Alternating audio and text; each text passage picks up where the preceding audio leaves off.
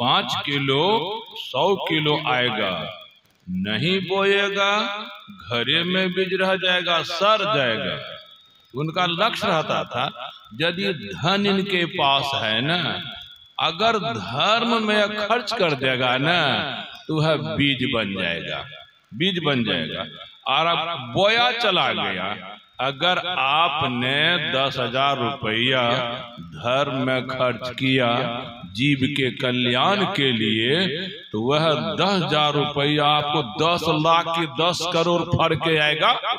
वो चाहते थे किसी तरह से यह बीज बुने धर्म का, ताकि यह जीवन और भविष्य जीवन बढ़िया हो। इस रहस्य को जो नहीं जानते थे तो वे कहते थे, ऐसे कहते हैं, छोड़िए बोलिए। भाव था मेरा कि कड़ा नरम होते थे, ठंडा गर्म होते थे। कब एक के लक्ष्य कि जिनका वो भला चाहते थे ना, वो भलाई नहीं लेना चाहते थे तो उनको दुख हो जाता था। दूसरी बात हम देखते थे, साधु महात्माओं पर भी कभी कभी नाराज होते थे। किस पर? जो साधु सही में जो बात बोलते थे उसके अनुसार नहीं चलते थे तो उनको बड़ी तकलीफ होती थी। साधु होकर जो बोलते हैं उसके अनुसार नहीं चलते हैं तो ये और लोगों पर क्या हाल होगा, और का क्या हाल होगा। हरदम उनकी भावना रहती थी, लेकिन स्पष्टवादी पुरुष थे। इनकी देर लगाते थे किसी को कुछ कहने में, सो बात नहीं। स्पष्टवादी थे, भावना अच्छी थी, रात दिन सत्संग हो, ध्यान यहीं पर कई एक बार सप्ताह ध्यान उन्होंने कराया है, और भी कई एक जगह सप्ताह ध्यान कराया है। थ्योरी भी कराते थे, प्रैक्टिकल भी कराते थे। उनको जो संभव, जहां तक संभव हुआ, सत्संग और ध्यान में ही उनका जीवन गया, जीवन गया। तो भाव था मेरा कहना, अब सत्संग क्यों कराते थे, ध्यान क्यों कराते थे, सब कोई जानते हैं। थोड़ा सा सत्संग की मैं ध्यान की बात में कह दूं, जप लेता हूं ध्यानों पर। जप हम लोग जानते हैं कि 3 प्रकार के हैं, एक वाचिक जप, दूसरा उपांशु जप, तीसरा मानस जप। ध्यान भी 3 तरह के हैं, एक मानस ध्यान, एक ज्योति ध्यान, एक शब्द ध्यान। अब साधक का संस्कार का स्तर कैसा है, उसी के अनुरूप उसका जप होता है, उसी के अनुरूप उसका ध्यान होता है। यदि कोई जप करे तो लाभ क्या होगा, यदि कोई ध्यान करे तो लाभ क्या होगा, यह धर्म ग्रंथों में विस्तार से कहा गया है, विस्तार से दिखाया गया है। थोड़ा सा संकेत करता हूँ। यदि हम आप चलिए, अंतर साधना समझ में नहीं आती है, नहीं कर पाते हैं, यदि आपको साकार साधना भी होने लगे, साकार साधना में नाम का जप है, रूप का ध्यान है। यदि नाम का जप आपसे ठीक ठीक हो, रूप का ध्यान ठीक ठीक हो, तो परिणाम क्या आएगा तो थोड़ा दिखाता हूं, ताकि जब तक लाभ की जानकारी मन में नहीं होती है तब तक मन वह काम करने के लिए तैयार नहीं होता है।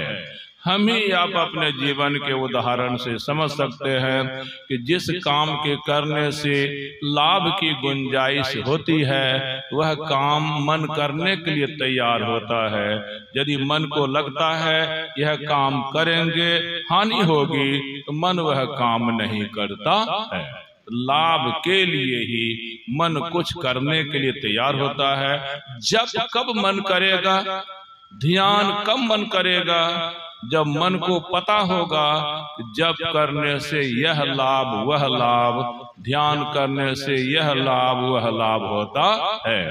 तो पहला लाभ क्या होगा, यदि हम आपका जप ठीक ठीक होगा, हम आपका रूप का ध्यान ठीक ठीक होगा तो हम लोगों का बिखरा हुआ मन जो है एकाग्र हो जाएगा, हम लोगों का फैला हुआ मन जो है सिमट जाएगा, हम लोगों का मन जो चंचल है अस्थिर हो जाएगा, हम लोगों का मन जो बहिर्मुखी है अंतर्मुखी हो जाएगा।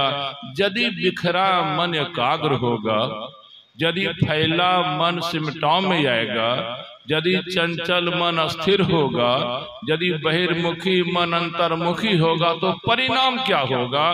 परिणाम होगा मन के अंदर जो शक्ति सोई हुई है वह जग जाएगी, मन के अंदर शक्ति जो निष्क्रिय है वह सक्रिय हो जाएगी। जब मन की सोई शक्ति जगेगी तो क्या होगा? आत्मबल बढ़ेगा, संकल्प बल बढ़ेगा, निश्चय बल, सब बल बढ़ेगा।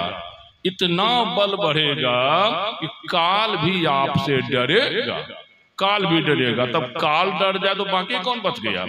काल से ब्रह्मा विष्णु महेश डरते हैं, काल से सरस्वती लक्ष्मी पार्वती डरती है, काल से और भी देवी देवता डरते हैं, काल से ये सब डरते हैं। और जो नाम का जप करेंगे, रूप का ध्यान करेंगे, नाम का जप ठीक ठीक होगा, रूप का ध्यान ठीक ठीक होगा, तो आपके अंदर उतनी शक्ति प्रकट होगी, इतनी शक्ति प्रकट होगी कि जितनी शक्तियां हैं सब शक्तियां अधीन में हो जाएंगी।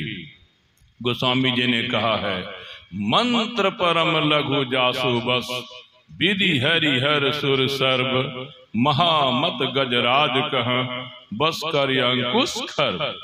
बताइए तो, मंत्र परम लघु जासु बस, विधि हरि हर सुर सर्व। दीक्षा के समय गुरु जो मंत्र जपने के लिए शिष्य को देते हैं अलग अलग, मैं माना हिंदू धर्म में पंथ अलग अलग देखते हैं। क्यों?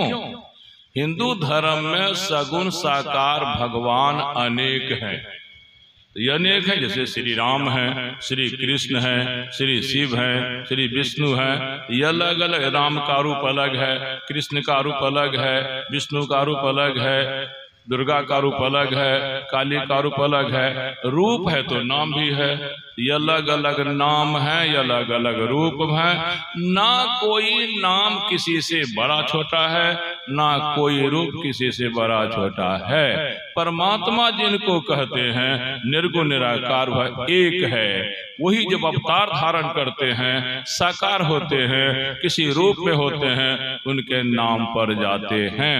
भाव था, हे हिंदू भाइयों बहनों, आप जिस भी भगवान भगवती की भक्ति पूजा श्रद्धा विश्वास से साथ करते हैं, वही श्रद्धा विश्वास बने रहने दीजिए। आपको अपने पंथ से दीक्षा के समय जो नाम जपने के लिए मिला है, जो रूप जपने ध्यान करने के लिए मिला है, उसी का जप, उसी का ध्यान कीजिए। आप राम के भक्त हैं, कोई कृष्ण का भक्त है, यह नहीं मानिएगा कि राम के भक्त से ज्यादा लाभ, कृष्ण के भक्त से कम लाभ, शिव के भक्ति से यह लाभ। सब बराबरे हैं, कोई कम कोई बेसी नहीं। भाव था, दीक्षा के समय किसी को शिव मंत्र मिल गया तो वही ठीक, किन्हीं को दुर्गा मंत्र मिल गया तो वही ठीक, किन्हीं को राम मंत्र मिल गया वही ठीक, किन्हीं को गुरु मंत्र वही ठीक, कोई भेदभाव नहीं है।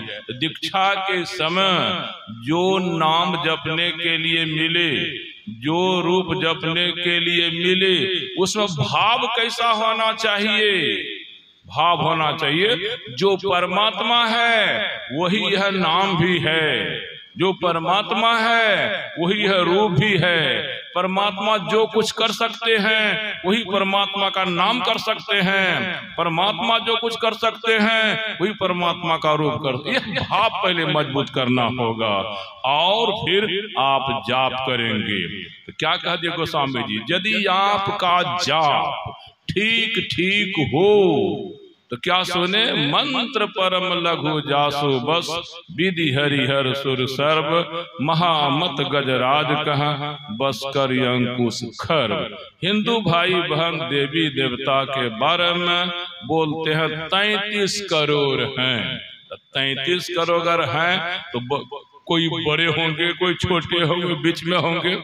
बड़े देवी देवता के बारे में बोलते हैं, ब्रह्मा विष्णु महेश सबसे बड़े देवता हैं। सरस्वती लक्ष्मी पार्वती सबसे बड़ी देवियां हैं। बाकी जो आदित्य हैं, रुद्र हैं, वसु हैं, अश्विनी कुमार हैं, वरुण हैं, इंद्र हैं, अग्निदेव हैं, ये सब साधारण देवी देवता हैं। ब्रह्मा की कितनी शक्ति सृष्टि, विष्णु की कितनी शक्ति सृष्टि का पालन, शिव की कितनी शक्ति संहार। ब्रह्मा की शक्ति बहुत है, विष्णु की शक्ति बहुत है, शिव की शक्ति बहुत है, सरस्वती की शक्ति बहुत है, लक्ष्मी की शक्ति बहुत है, पार्वती की शक्ति बहुत है, बहुत है। लेकिन यदि आपका नाम जप ठीक ठीक हो जाए, मन पूरा एकाग्र हो जाए, मन पूरा सिमटाव में आ जाए, इतनी शक्ति प्रकट होगी आपके मन से कि ब्रह्मा हजूरी बजाएंगे, विष्णु हजूरी बजाएंगे, शिव हजूरी बजाएंगे, और भी देवी तो हजूरी बजाएंगे। भाव था मेरा। उदाहरण कितना बढ़िया दिया। जानवरों में सबसे बड़ा और भारी और मजबूत हाथी होता है। सबसे भारी हाथी, सबसे मजबूत भी हाथी, बड़ा भी हाथी।